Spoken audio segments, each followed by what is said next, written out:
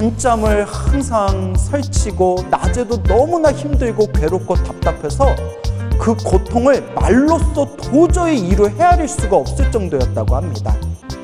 그리고 보살님이 너무나 아파서 어쩔 줄 모르고 있어요. 오늘 여러분들께 불심이 깊은 불자님께서 보내주신 편지를 읽어드리겠습니다. 한번 잘 견청해 보시기 바랍니다.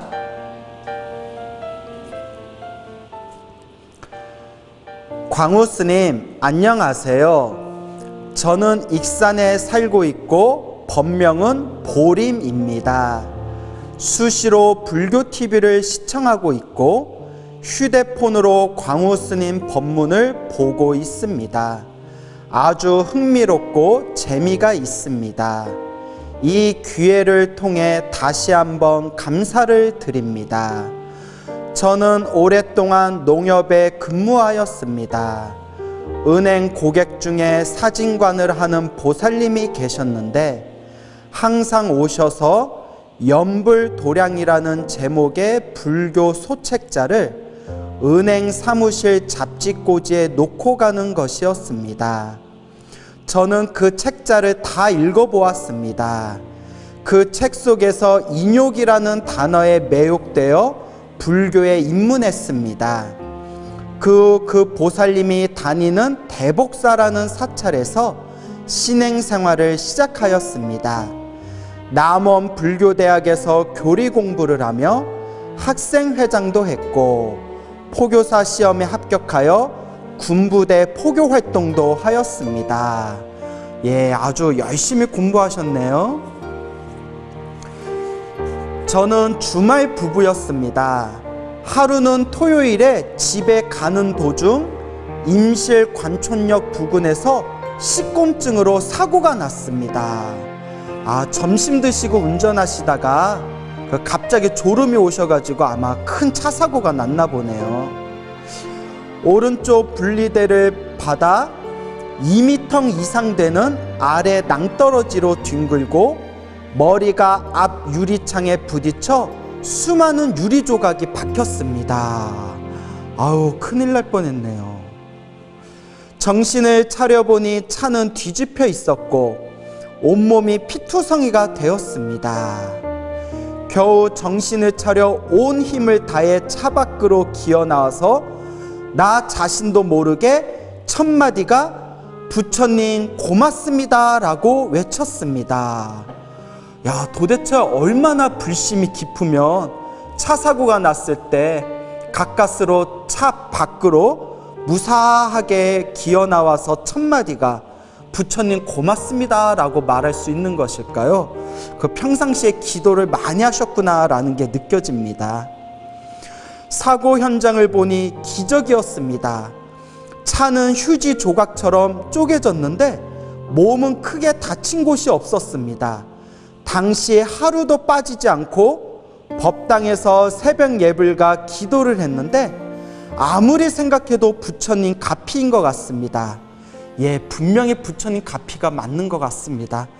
차가 휴지 조각처럼 쪼개질 정도로 부셔졌는데 다행히 몸에는 크게 다친 곳이 없다는 것은 정말 부처님의 크나큰 가피가 아닌가 생각이 되네요. 지금부터 3년 전 2017년 4월 17일에 제 아내가 서울 대형병원에서 20시간 동안 뇌종양 수술을 받았습니다. 저는 10시간 동안 기도를 하였습니다. 제 인생의 가장 간절한 기도였습니다. 사랑하는 아내 되는 분께서 그 뇌종양 수술을 받는데 20시간을 받으셨으니 남편 입장에서 얼마나 속이 바싹바싹 탔겠습니까? 10시간 동안 기도를 하셨는데 인생에 있어서 가장 간절한 기도였다. 우리 거사님의 아내를 사랑하는 마음을 살펴볼 수가 있네요. 그 덕분에 수술 결과는 아주 성공적이었습니다. 아유, 다행입니다. 정말 다행이네요. 모두 부처님의 보살핌이라고 생각합니다. 저는 34년 동안 직장 생활을 하고 지금은 정년퇴직을 하였습니다. 지금 제 나이 71세입니다. 고향인 익산에서 포교사 모임인 능인의 연불 봉사팀으로 활동하고 있습니다. 앞으로도 스님 말씀대로 복과 선업과 공덕을 많이 짓겠습니다. 광우 스님 감사합니다. 예, 좋은 편지 보내주셔서 우리 보림거사님 너무 감사드립니다. 분명히 기도하고 또한 정진하고 또한 수행하고 복과 선업을 공덕을 쌓게 되면 반드시 우리가 알아차릴 수는 없다 하더라도 분명한 불보살님의 은은한 가피가 우리를 도와주고 있습니다.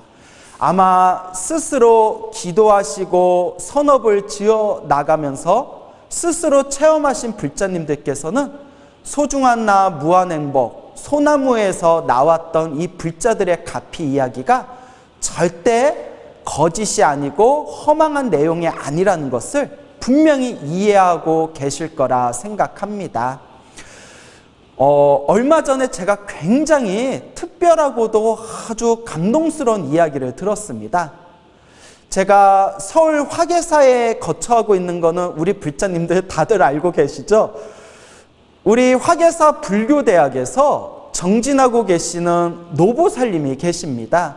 요 보살님이 이제 한 연세가 60이 조금 넘으신 것 같더라고요. 요 노보살님께서 저에게 직접 해주신 이야기입니다. 요 보살님이 몇 달 전에 병원에 가서 검사를 받다가 그 병원에서 가슴 폐 쪽에 무슨 문제가 있는 것 같으니까 큰 병원에 가서 정밀검진을 한번 받아봐라 라는 이야기를 듣게 됩니다. 그래서 보살님께서 이제 큰 병원에 가서 이제 폐 쪽으로, 가슴 폐 쪽으로 정밀검진을 받았는데 그 검사 결과가 나오는데 한 달 정도가 걸린다고 합니다. 워낙 사람들이 많이 밀려있기 때문에 한 달 후에 검사 결과가 나올 겁니다 라는 이야기를 듣게 됩니다.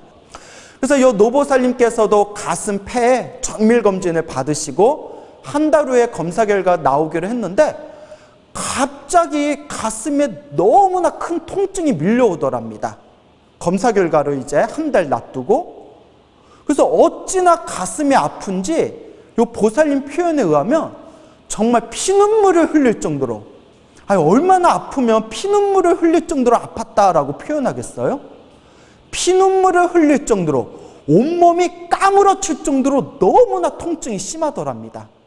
또 보통 그렇게 아프면 약간 마약 성분이 있는 그런 진통제, 강한 진통제를 처방받기도 하지만 그 검사 결과가 아직 나오지 않았기 때문에 그런 진통제도 처방을 못 받았나 봅니다.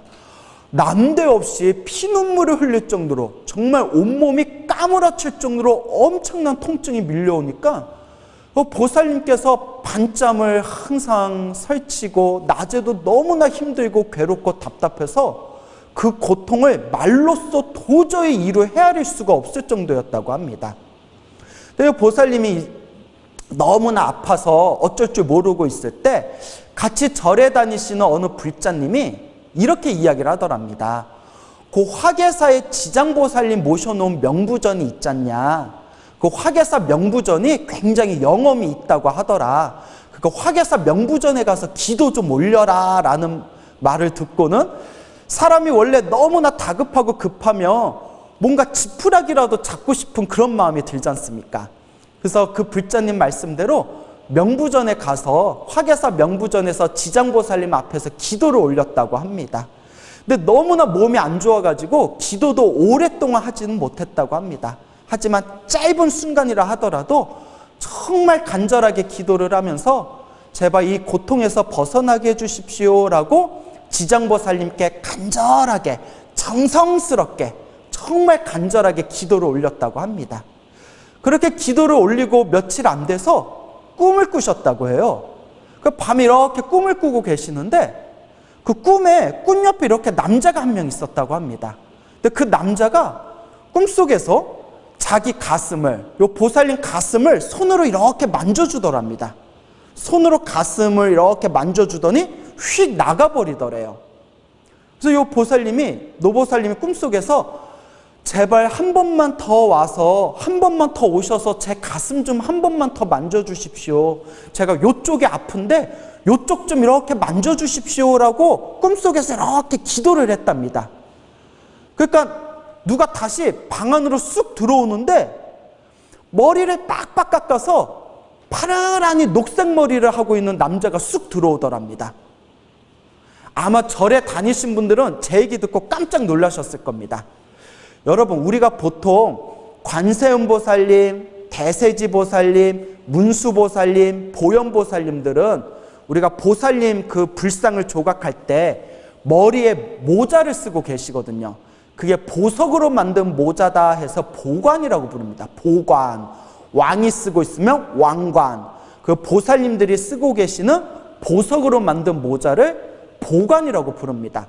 그런데 보살님들 중에서 유독 유일하게 머리를 빡빡 깎으신 보살님이 바로 지장보살님이십니다.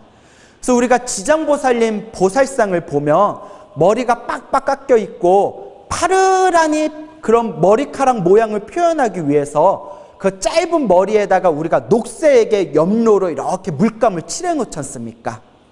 근데 꿈속에서 파르르니 깎은 녹색 머리에 짧은 머리를 한 남자가 쓱 들어오더니 보살님 가슴을 이렇게 만져주더랍니다.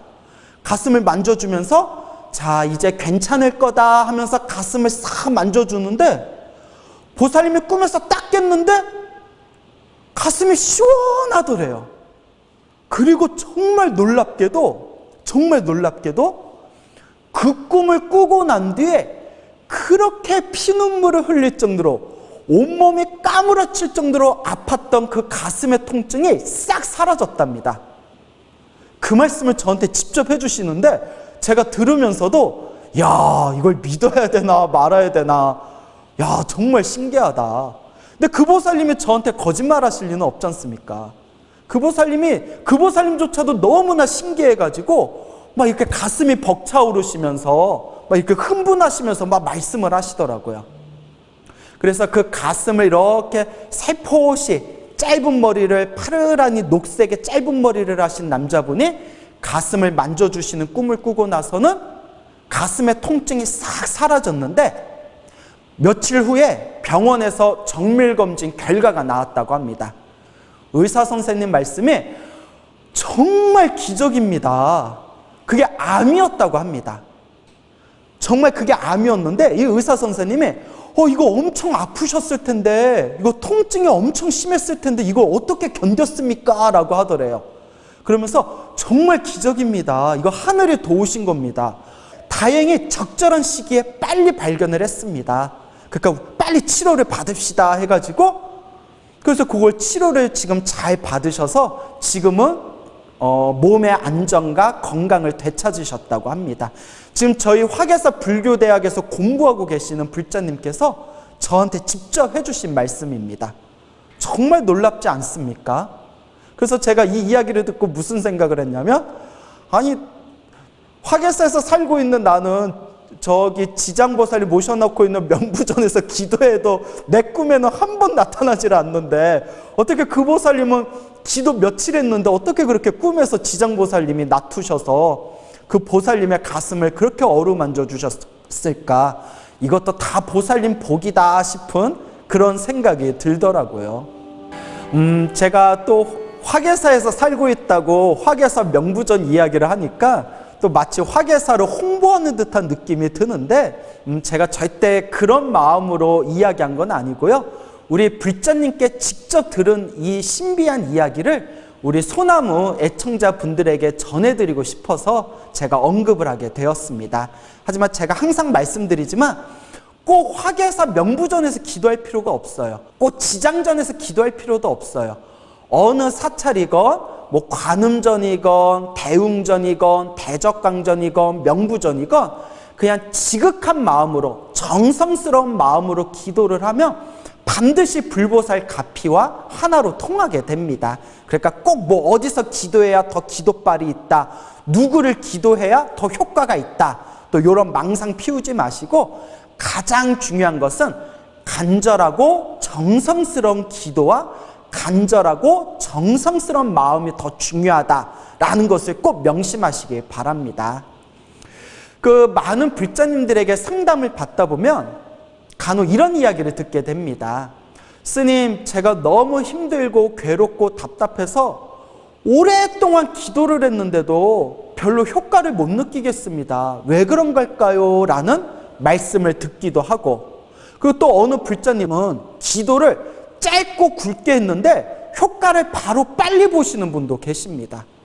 그거 참 묘하죠. 물론 스님인 제 입장에서는 우리 이 세상에 계시는 모든 불자님들께서 기도를 조금만 해도 효과를 듬뿍듬뿍 받으시면 얼마나 좋을까, 우리가 조금만 기도를 해도 효과를 빨리빨리 본다면 얼마나 좋을까라는 그런 아쉬움과 바람이 있습니다. 하지만 우리 중생들의 업이 다 제각각이라서 어떤 불자님은 기도를 짧게 했는데도 효과를 빨리 보시는 분이 계시고, 어떤 불자님은 기도를 오래 했는데도 효과를 더디게 보시는 분들이 계십니다. 근데 이것도 결국 다 누구의 업일까요? 다 자기의 업이고, 다 자기의 복이고, 다 자기의 인연법인 것 같습니다. 참 묘하고 묘할 따름입니다. 그래서 제가 자주 드리는 비유가 있죠. 우리가 물컵에 물이 담겨져 있을 때, 물컵에 물이 많이 담겨져 있으면 주전자에 있는 물을 컵에다 조금만 따라도 물이 어떻게 될까요? 금방 넘치게 되겠죠. 이미 물컵에 물이 있었으니까. 그와 같습니다. 우리가 전생에 지어놓은 복이 많은 사람은 이번 생에 기도를 하고 복을 지었을 때 효과를 빨리빨리 느끼게 됩니다. 왜냐? 전생에 지어놓은 게 있으니까. 하지만 전생에 박복하게 살았거나 전생에 업보가 두껍거나 전생에 지어놓은 복이 없는 사람들, 전생에 업장이 두꺼운 사람들은 아무래도 이번 생에 좀 많이 닦으셔야 됩니다. 아쉽지만 그것도 결국 자신의 복이고, 그 또한 자신의 업이고, 그 또한 자기 자신이 풀어야 할 숙제입니다.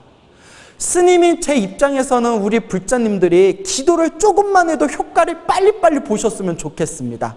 하지만 그런 법은 없습니다.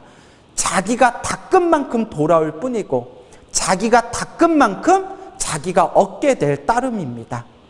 그래서 우리 불자님들 기도하시면서 누구는 기도를 며칠만 했는데도 효과를 빨리 보고, 나는 기도를 몇 년째 하는데도 왜 이렇게 효과가 더딜까? 요런 망상 피우지 마십시오. 다른 사람은 효과를 빨리빨리 보는데 나는 왜 이렇게 효과가 더디고 늦어질까? 그런 허망한 생각 일으키지 마십시오. 오히려 그런 마음이 마장이 되고 장애가 돼서 내 수행을 하고 내 도를 닦는데 크나큰 장애가 되어 오히려 나의 수행을 방해하게 될 것입니다. 가장 좋은 건 마음을 비우십시오. 기도를 하면서 좋은 일이 생기면 내가 기도를 열심히 해서 좋은 일이 생기는구나, 내가 더 열심히 기도하고 복을 지어야 되겠다 라는 마음을 가지시고, 기도를 열심히 했는데도 효과가 더디면 전생에 내가 얼마나 박복하게 살았으면 이렇게 기도를 했는데도 효과가 더딜까, 그러니까 이번 생에 내가 조금이라도 더 닦아야 되겠다라는 마음으로 꾸준하게 정진하고 나아갈 뿐입니다. 이 세상에는 결코 허투루 얻게 되는 요행이란 없습니다. 요행을 바라는 그 마음이 바로 마장입니다. 그저 내가 지은 업은 내가 받고 내가 지은 인연법 따라 내가 살아갈 뿐입니다. 불자 여러분, 불보살님의 가피는 분명히 있습니다. 소나무를 통해서 수없이 설명을 드렸고, 지금 이 순간에도 저한테 꾸준히 연락이 오면서 스님, 저는 소나무에 나오는 그 신비한 이야기를 믿습니다. 저희도 다 체험했습니다. 라는 그런 생생한 증언들을 제가 지금도 듣고 있습니다. 단, 그러한 불보살님의 가피도 결국 내가 지은 복 따라 빨리 받는 경우도 있고 늦게 받는 경우도 있습니다. 중요한 것은 좋은 일도 나쁜 일도 내가 지은 업의 인연이라는 걸 있는 그대로 바르게 꿰뚫어보고 바르게 인식하고 바르게 인지하면서 결코 포기하지 않는 마음으로 꾸준하게 닦아 나아갈 뿐입니다. 그래서 우리 불자 여러분, 이 꾸준함이라는 이 세 글자를 꼭 명심하시기 바랍니다. 불보살님의 가피는 분명히 생생하게 살아있다는 것을 꼭 명심하시기 바랍니다.